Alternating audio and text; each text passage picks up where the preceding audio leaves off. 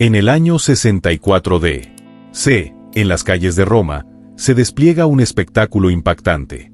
Una mujer desnuda, con el cuerpo destrozado por heridas y despojos, es arrastrada con cadenas hacia el Coliseo. La multitud, compuesta por miles de personas, ruge con lo que el guión describe como sed de sangre. No se trata de una simple ejecución brutal. Es un ritual de vergüenza pública cuidadosamente orquestado. Pero, ¿y si esto fuera solo el comienzo de una historia que los historiadores modernos han enterrado deliberadamente durante siglos? Al final de este video, descubrirás una verdad brutal que cambiará para siempre tu visión de la antigua Roma. Voy a revelar 3 cosas que te atormentarán. Primero, expondremos cómo Roma convirtió las ejecuciones públicas en una forma de entretenimiento perverso. Segundo, desenmascararemos los crímenes específicos que garantizaron este horrible destino. Y tercero, descubrirás por qué los emperadores no solo asistían a estos eventos, sino que a veces participaban en ellos. Si estás listo para enfrentarte a los impulsos más oscuros de la humanidad, quédate conmigo porque lo que estoy a punto de revelarte helará la sangre.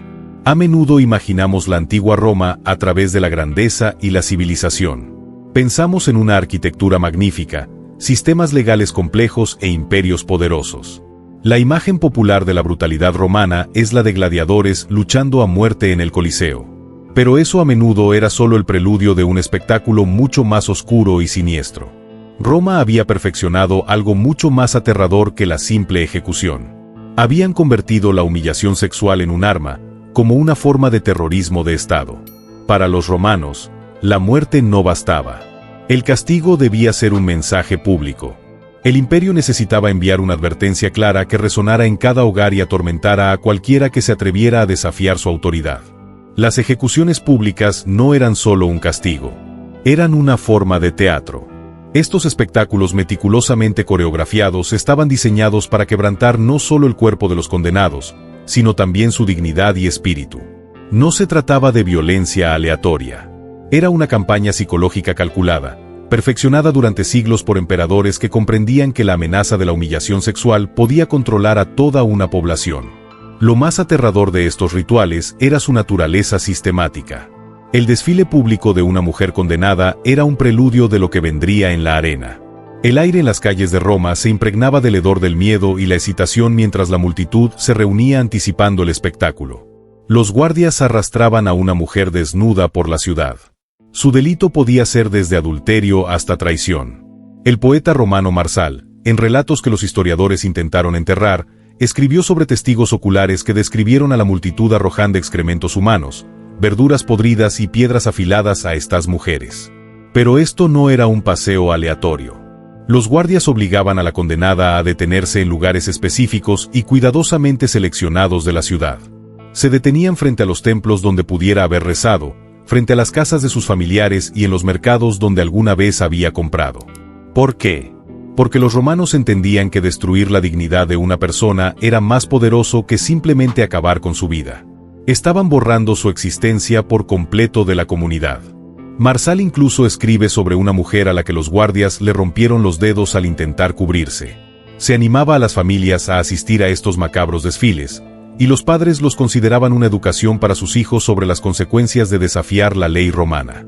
Algunos familiares incluso se unían a la multitud, lanzando piedras a sus propios familiares por miedo a sufrir el mismo destino. El desfile por las calles era solo el comienzo. Lo que sucedía en la arena era aún más aterrador. Con 50.000 romanos abarrotando las gradas, el ambiente se asemejaba más a un evento deportivo que a una ejecución. Pero este espectáculo distaba mucho de ser una simple lucha de gladiadores. Era una macabra representación teatral pornográfica. Los historiadores han intentado ocultar cómo se obligaba a las mujeres a recrear escenas mitológicas de violación antes de ser asesinadas. Iban vestidas como figuras mitológicas como Europa o Lear, y los guardias romanos utilizaban animales entrenados no solo para matar, sino también para la violencia sexual. El historiador Cases Dio documentó el juicio de la emperatriz Mesilina, quien fue obligada a soportar todas las degradaciones que Roma había perfeccionado. La desnudaron ante los senadores y la obligaron a arrastrarse por la arena a gatas mientras los espectadores le lanzaban objetos. Esto no era una simple ejecución. Se llamaba supplicium, la destrucción sistemática de la humanidad de una persona. La multitud nunca fue un observador pasivo. Participaba activamente en la tortura. El público votaba sobre qué tormentos infligir a continuación, y los pulgares hacia abajo para una muerte rápida eran raros. Las madres romanas les indicaban técnicas específicas de tortura a sus hijas, explicándoles cómo evitar el mismo destino, mientras que los padres describían los gritos de las mujeres como lecciones de poder y control para sus hijos. El palco del emperador ofrecía la mejor vista por una razón. Estos eventos eran una clase magistral de poder imperial, transmitida en vivo para mostrar lo que le sucedía a cualquiera que desafiara el sistema. En el detalle más escalofriante de todos, algunas mujeres seguían vivas cuando los animales acabaron con ellas. La multitud exigía que se las mantuviera conscientes para el acto final, siendo desmembradas lentamente mientras eran plenamente conscientes de su entorno. Este nivel de depravación no era accidental. Era parte esencial del entretenimiento. Había un grupo de mujeres cuyo castigo estaba diseñado para ser aún más aterrador: las vírgenes vestales. Estas sacerdotisas eran las mujeres más sagradas de toda Roma. Su tarea era mantener la llama eterna que protegía al imperio. Eran veneradas, intocables y más poderosas que los senadores hasta que rompían su voto de castidad. Roma no podía simplemente matar a una sacerdotisa sagrada por miedo a enfadar a los dioses. Pero dejar que su desafío quedara impune socavaría la autoridad imperial. Así que idearon un castigo peor que la ejecución pública. Algo tan aterrador que atormentó las pesadillas romanas durante generaciones. Primero, la Virgen Vestal acusada era desnudada frente a todo el Senado romano. Era una lenta degradación ceremonial que duraba horas mientras los senadores debatían su destino. Pero eso era solo el principio. El historiador Pliny el Joven documentó cómo golpeaban a estas mujeres con varas hasta que se les abría la piel, manteniéndolas conscientes. Luego venía la parte más horrible: las enterraban vivas. La bajaban a una cámara subterránea con el aire justo para prolongar su agonía durante días. Le dejaban una pequeña lámpara, algo de pan y agua. No lo suficiente para vivir, pero sí lo justo para prolongar su sufrimiento. Las paredes de la cámara estaban revestidas de cerámica rota para destrozarle los dedos si intentaba salir a zarpazos. Cada detalle estaba diseñado para maximizar la tortura psicológica. Los romanos llevaban a sus familias a escuchar sus gritos desde la superficie durante días, incluso semanas, llamándolo una ceremonia religiosa. Muchos escriben sobre una vestal que sobrevivió 18 días bajo tierra muriendo de hambre lentamente en completa oscuridad. Esta es la verdad que los historiadores no quieren que sepas. Los emperadores no solo observaban estos rituales, los diseñaban y participaban en ellos. Convirtieron la humillación sexual en su entretenimiento personal. El emperador Calígula no solo asistía a las ejecuciones, las coreografiaba como producciones teatrales. Pasaba semanas planeando cada detalle de la degradación de una mujer, consultando con arquitectos, entrenadores de animales y especialistas en tortura para crear nuevas formas de sufrimiento. Incluso invitaba a dignatarios extranjeros a presenciar los hechos, convirtiéndolo en terrorismo diplomático. El emperador Nerón llevó esta perversión aún más lejos.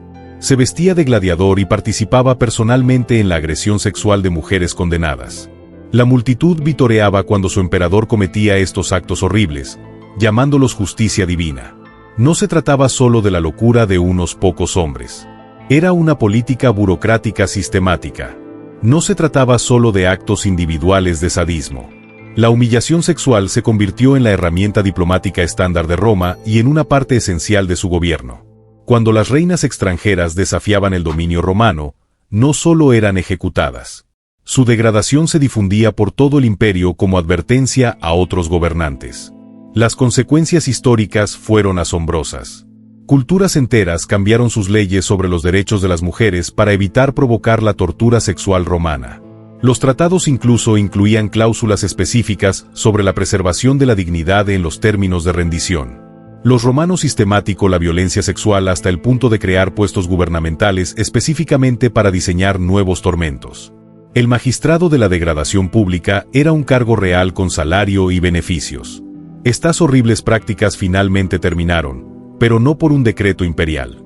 Fue porque la influencia cristiana comenzó a extenderse por el imperio y los ciudadanos romanos comenzaron a cuestionar lentamente su entretenimiento. Para el siglo IV, los espectáculos prácticamente habían desaparecido. Las multitudes romanas simplemente perdieron el interés por ver cómo se destruían mujeres como entretenimiento. Se necesitaron 3 siglos de influencia cristiana para detener prácticas que se habían normalizado tanto que las familias las consideraban entretenimiento educativo. La infraestructura psicológica de la humillación sexual estaba tan arraigada en la cultura romana que sobrevivió a casi cualquier otra forma de entretenimiento en los estadios. El último detalle inquietante. Cuando los arqueólogos excavaron casas romanas privadas, encontraron obras de arte domésticas que representaban estas escenas de ejecución. Los romanos habían normalizado tanto esta brutalidad que se convirtió en decoración del hogar. ¿Qué nos dice esto sobre la naturaleza humana? El legado de la violencia sexual institucionalizada revela algo aterrador. Cualquier sociedad puede normalizar lo impensable si sirve a quienes ostentan el poder. Lo que hemos explorado no fue producto de la locura individual. Fue una tortura sistemática, burocrática y socialmente aceptable. Y esto es lo que debería quitarte el sueño. La humillación pública sigue vigente en nuestra sociedad actual.